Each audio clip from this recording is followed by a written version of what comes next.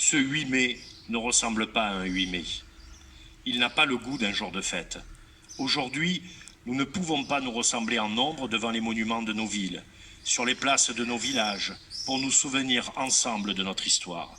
Malgré tout, la nation se retrouve par la pensée et les 1000 liens que nos mémoires communes tissent en chacun de nous.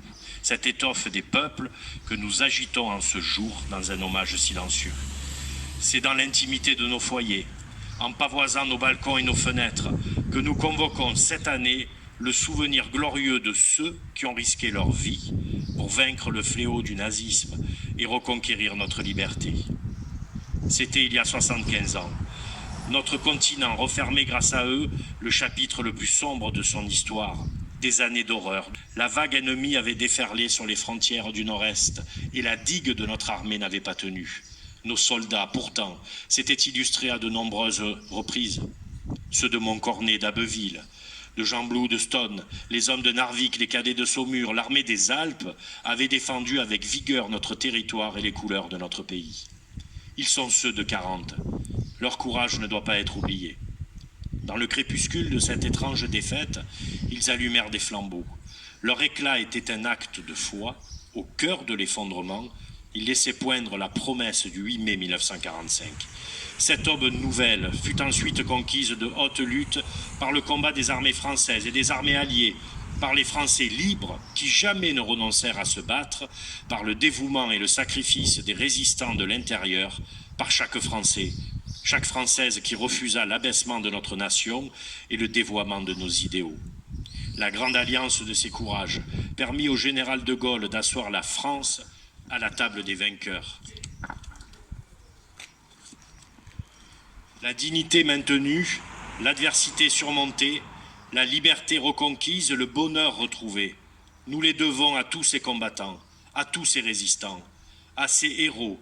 La nation exprime son indéfectible gratitude et sa reconnaissance éternelle. Le 8 mai 1945, c'est une joie bouleversée qui s'empara des peuples.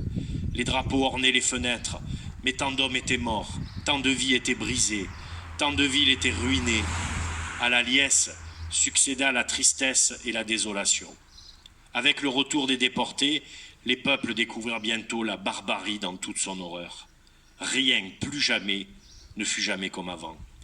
La fragilité révélée de nos vies, de nos civilisations, nous les rendit plus précieuses encore. Au bout de cette longue nuit qu'avait traversé le monde, il fallait que l'humanité relevât la tête.